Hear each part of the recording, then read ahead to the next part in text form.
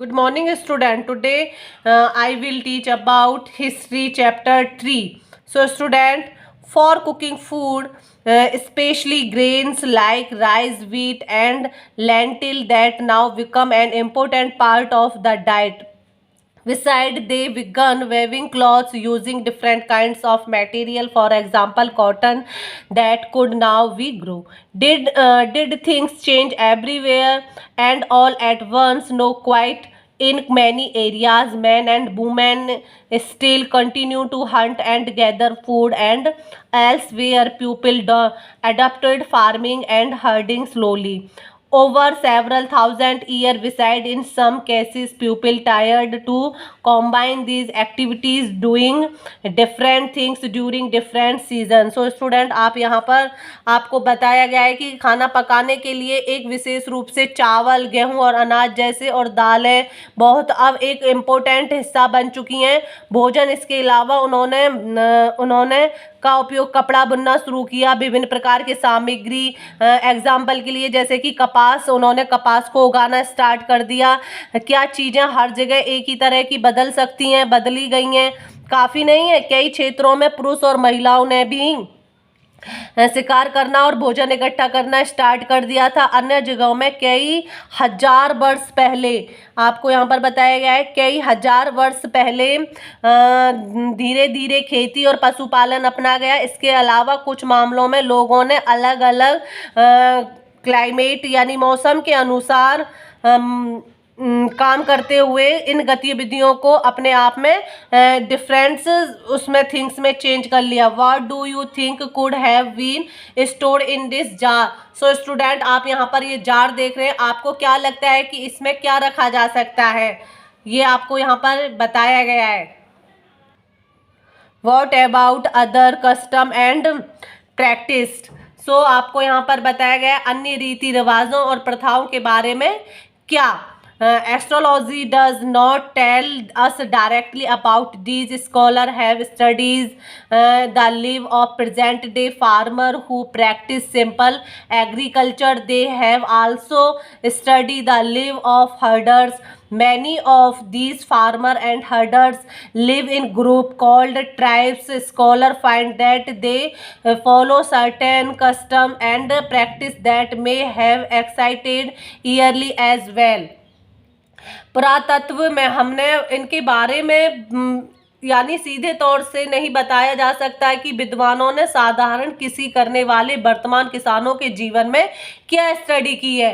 उन्होंने चरवाहों के जीवन का क्या अध्ययन, क्या स्टडी की है। इसमें कई किसानों और चरवाहों जनजाति मानव समूहों में रहते थे। विद्वानों ने पाया कि कुछ रीति रिवाज और प्रथाओं का पालन करते जो मौजूद हो सकते हैं, ऐसा पहले भी हुआ था। ट्राइब्स यानी जनजाति usually two to three generation live together in smaller settlement और village. Most families are related to one another and group of such families from are tribal. Members of tribal follow occupations such as hunting, gathering, farming, herding and fishing. Usually women do most of the agriculture work, include preparing the garden ground, sowing seeds, looking after the growing plants and harvesting grain. Children often look after plants, driving away animals and birds that might eat them. Women also thresh hogs and griddle grains. Men usually lead large herds of animals in search of pasture. Children often look after small flocks and cleaning of animals and milking, it done by both men and women.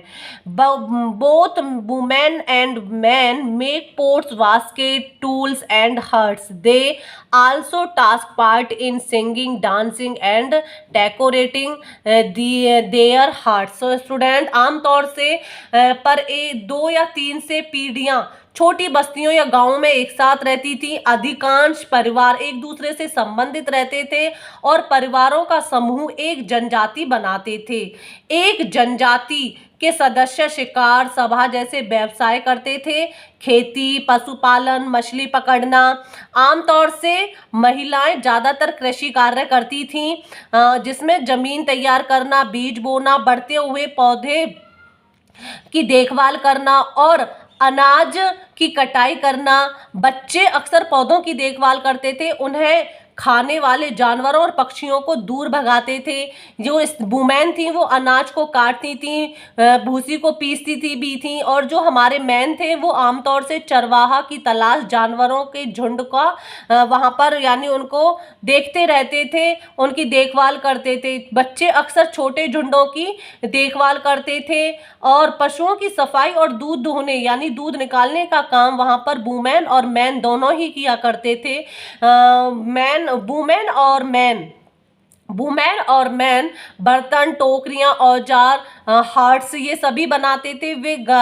वो singing और dancing में और अपनी झोपड़ियों को decorate करने का भी यानी उसमें शामिल होते थे, उसमें पार्टिसिपेट करते थे स्टूडेंट।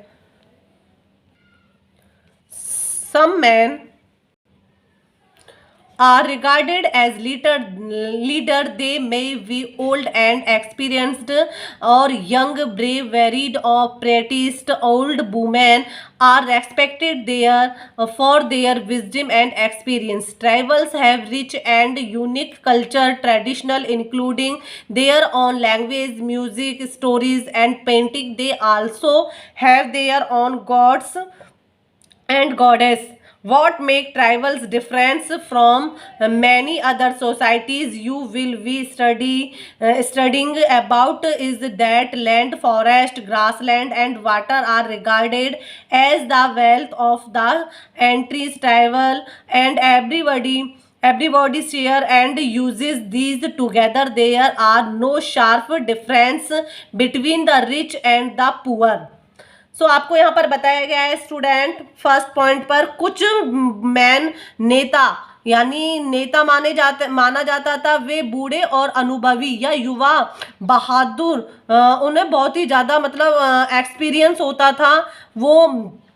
और जो बूढ़ी महिलाएं होती थी उन्हें भी बहुत ज़्यादा उनकी सभी इज्जत करते थे, उनको सम्मान देते थे और उन्हें भी बहुत ज़्यादा यहाँ पर एक्सपीरियंस बताया गया है। नेक्स्ट पॉइंट में आपको बताया गया है कि ये एक सभी यूनिक कल्चर यानी अपनी सांस्कृतिक परंपराओं को मानते थे, जिनमें कि सभी लोग शामिल होते थे। उनकी जो भाषा थी, लैंग्वेज थी, म्यूजिक, स्टोरीज, पेंटिंग, ये सभी उनके इन सभी को वो मतलब आपस में गाती रहती थी और उनको वो देवी देवताएं भी मतलब मानती थी। नेक्स्ट पॉइंट में आपको बताया गया है आप जिन अन्य यानी यहाँ पर जो सोसाइटी होती है वो उसका बहुत ही स्टडी करते थे। उन जनजातियों को जो बात अलग बनाती है यह भी भूमि, जैसे कि आप यहाँ पर देख रहे हैं जंगल, घास, मैदान, पानी को पूरी तरह से जनजाति को संपत्ति माना जाता था। हर कोई इन्हें एक साथ साझा का यूज में करता था। यहाँ पर आपको बताया गया है कि कोई भी अमीर यानी रिच एंड पुअर, कोई भी अमीर या गरीब के बीच में कोई भी डिफरेंस नहीं था। Student make a list of all activities perform by man and tribal society. What do women do, यानी जो हमारे जनजाति समाज सोसाइटी के मैन थे के में द्वारा जाने वाली गतिविधियां होती थी, सूची बनाइए। महिला क्या करती थी? Are there any activities that are done by both man and women, क्या ऐसा कोई गतिविधि थी जो मैन एंड वुमेन दोनों के ही द्वारा की जाती थी? A closer look living and drawing in, यहाँ पर आपको मेहरमगढ़, एक नज़दीक नज़र मेहरमगढ़ में जीना और मरना। Find Mehramgarh on map 2 page number 14. This site is located in a fertile plain near and balloon passage which is one of the most important route into iron. Mehramgarh was probably one of the place where women and men learnt to grow barley and wheat and rear sheep and goats for the first time in the area. It is one of the earliest places that we know about. Archaeologists and who excavated the site found evidence of many kinds of animal bones from the earliest levels. These include bones of wild animals such as deer and pig in later levels. They found more bones of sheep and goat, and in still later levels, cattle bones are most common, suggesting that this was the animal that was generally kept by the pupil. So student, आपको यहाँ बताया गया है कि इस स्थल पर जो खुदाई करने वाले हमारे एस्ट्रोलॉजिस्ट थे, यानी पुरातत्वविदों के यानी प्रारंभिक स्तर से कई प्रकार से जानवरों की हड्डियों के परिणाम मिले थे यहाँ पर उनको, जिनमें हिरण और सुअर जैसे जंगली जानवरों की हड्डियां शामिल थीं। बाद में स्तरों में उन्हें भेड़ और बकरी की भी अधिक हड्डियां मिलने लगी और बाद में स्तरों में मवेशियों की हड्डियां सबसे आम थीं। आपको यह सुझाव देते हुए यह वह जानवर था जिसे आम तीर द्वारा किसी को भी मारा यानी रखा जा सकता था। Village one of the distinctive feature of a village in that most people who live there are engaged in food production. So student, गांव में आपको यहाँ पर बताया गया है कि विशिष्ट में से एक ना एक गांव की विशेषता यह है कि वहाँ रहने वाले अधिकांश खाद्य उत्पादन में लगे हुए रहते हैं, यानी वो अपना ये प्रोडक्शन करते रहते हैं। सो स्टूडेंट, आज आपको केवल यहाँ तक रीड करना है, नेक्स्ट हम नेक्स्ट डे रीड करेंगे। ओके।